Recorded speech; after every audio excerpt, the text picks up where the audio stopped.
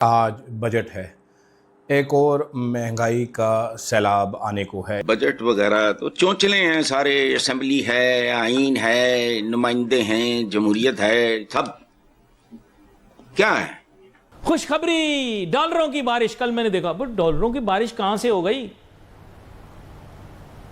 डॉलरों की बारिश कहां से हो गई?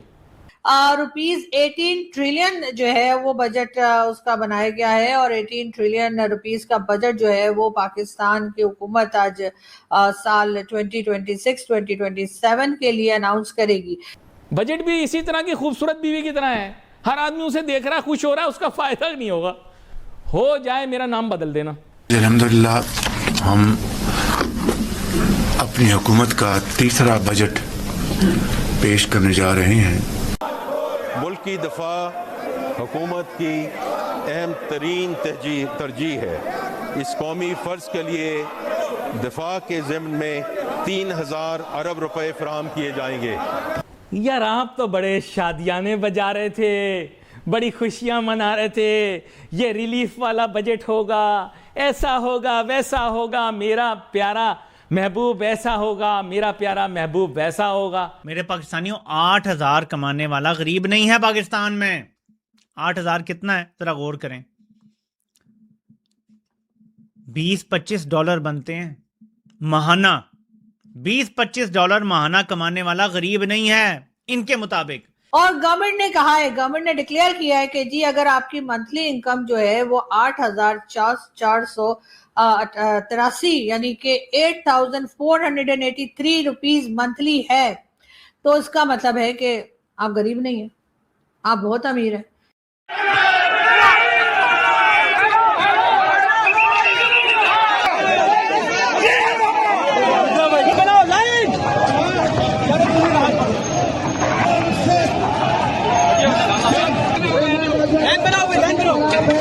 हजारों लोग रेड जोन के अंदर दाखिल होकर पार्लियामेंट के सामने पहुंच गए हैं। दूसरी तरफ तहरीक इंसाफ के पार्लियामेंटेरियन भी एहतजाज कर रहे हैं। पुलिस ने डंडे चलाए हैं और जिस तरह एक बदमज़गी का माहौल है।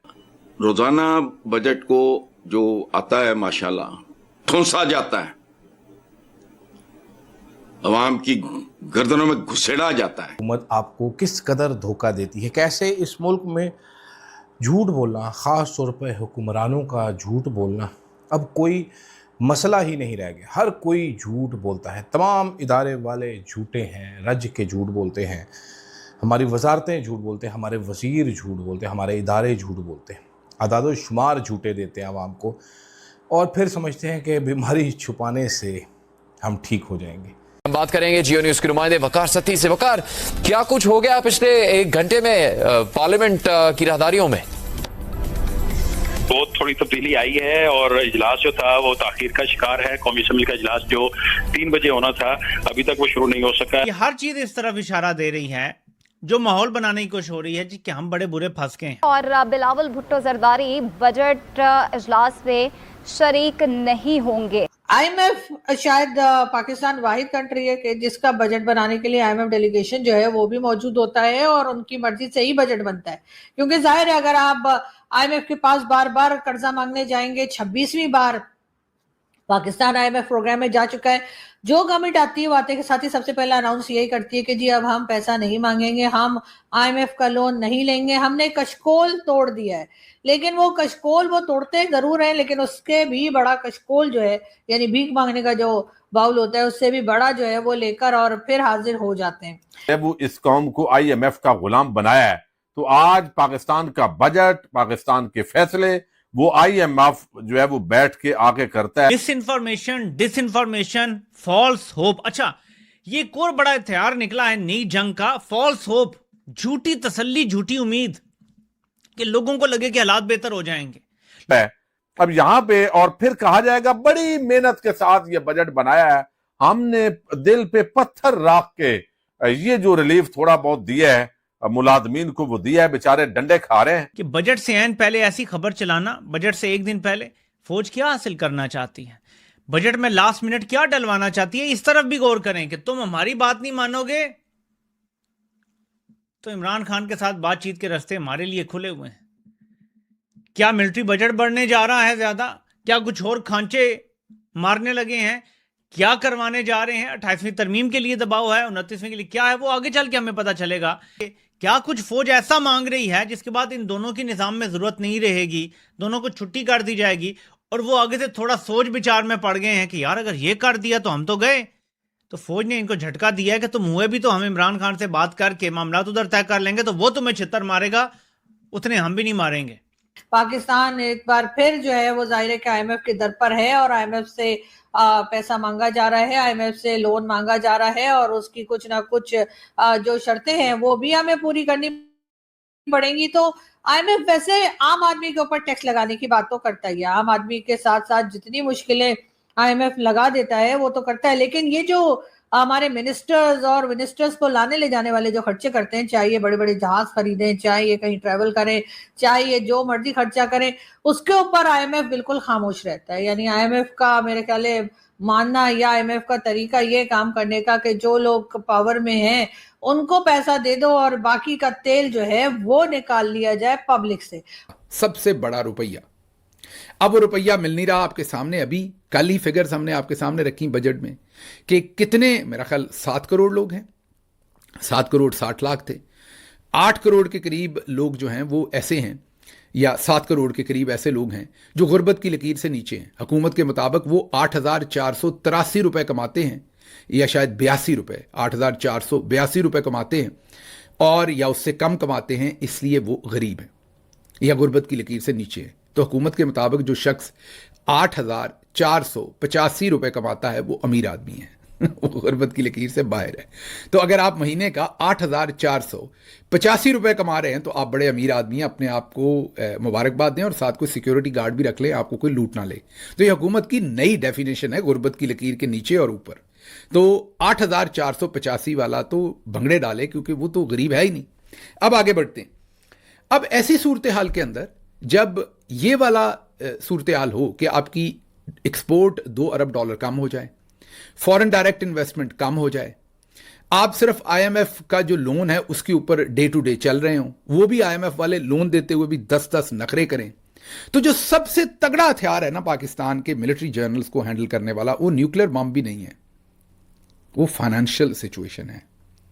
वो भले सदर ट्रंप के हाथ में हो, वो भले मिडल ईस्ट के मुल्कों के हाथ में हो, वो भले किसी और मुल्क के हाथ में हो, भले चाइना के हाथ में हो, हमारी जो लाइफ लाइन है वो पैसे से रिलेट कर रही है इस वक्त। हर चीज में हमें मुल्क चलाने के लिए, तनख्वाहें देने के लिए, क्योंकि हमारा जो करंट अकाउंट, एक दिन मैंने ये गलत कह दिया था, तो आजकल आपको पता है मैं तो कोई फाइनेंशियल एक्सपर्ट नहीं कहता, लेकिन जल्दी में कई दफ़ा ट्रेड डेफिसिट और करंट अकाउंट का जो डेफिसिट है उसमें एक ही बात कह दी थी, तो बहुत सारे लोगों ने कमेंट लिखा था कि आपने इसे कंफ्यूज कर दिया। वो जानबूझ के नहीं किया था, कई दफ़ा तेज़ी में तलफ़्फ़ुज़ भी गलत निकल जाता है, तेज़ी में चीज़ें भी गलत निकल जाती हैं। तो जो हमारा ट्रेड डेफिसिट है या ओवरऑल करंट अकाउंट डेफिसिट है वो इतना वाइड है कि कर्जे के बगैर हम तनख्वाहें तक नहीं दे सकते, मुल्क नहीं चला सकते, बैंक दिवालिया है। तो जो सबसे बड़ा हथियार है ना किसी के पास भी, पाकिस्तान के बाहर बैठे ममालिक के पास और पाकिस्तान के अंदर अगर किसी के पास, वो फाइनेंशियल लाइफ लाइन है। और उस पर उन्होंने खैबर पख्तूनख्वा में अपना बंदा बिठाया हुआ है। अपना बंदे का मतलब, अब मैं कोई उन्हें टाउट एजेंट ये नहीं कह रहा, शरीफ आदमी, प्रोफेशनल बंदा है जो बिजनेस कम्युनिटी के साथ बहुत लिंक्ड है, और जाहिर है वो उस वजह से मिलिट्री जर्नल्स के साथ भी लिंक्ड है। उनको वो फोन करके जो कहेंगे, वो कहेंगे सरप्लस आपने रखना है, वो कहेंगे बिल्कुल रखना है, वो कहेंगे सरप्लस आपने रखना है, और ये भी बयान करना है लोगों को कि देखें हमने ये सेविंग अकाउंट बना रखा है, तो वो सरप्लस भी रखेंगे और सेविंग अकाउंट भी उसको बना के दिखाएंगे। नमस्कार दोस्तों, स्वागत है आपका भारत नाउ में। दोस्तों, पाकिस्तान की पार्लियामेंट के अंदर आज शहबाज शरीफ ने बजट अनाउंस कर दिया 2026-27 के लिए। बेसिकली ये बजट नहीं बल्कि पाकिस्तानी आवाम को चूरन दिया गया है। एक बार फिर से पाकिस्तानी आर्मी ने खुद के लिए बजट के अंदर अपने पैसे बढ़ा लिए हैं। वहीं दूसरी तरफ पाकिस्तान के गवर्नमेंट एम्प्लॉय जो है उन्हें चूना लगा दिया गया है। पेंशन्स और जो सैलरीज है उनके ऊपर कोई भी फर्क नहीं पड़ा, जिसको लेकर पाकिस्तान के अंदर प्रदर्शन हुए, जिसके जवाब में पाकिस्तानी पुलिस ने अच्छे खासे डंडे बरसा दिए अपनी ही जनता के ऊपर। दोस्तों, पाकिस्तान के अंदर हालात ऐसे हैं कि पाकिस्तान का पूरा बजट जो है वो IMF तय करती है। पाकिस्तानी आवाम के ऊपर कितना कर्ज का बोझ डालना है, कितने टैक्सेस लेने हैं, ये सारा कुछ हिसाब किताब जो है वो IMF देख रही है।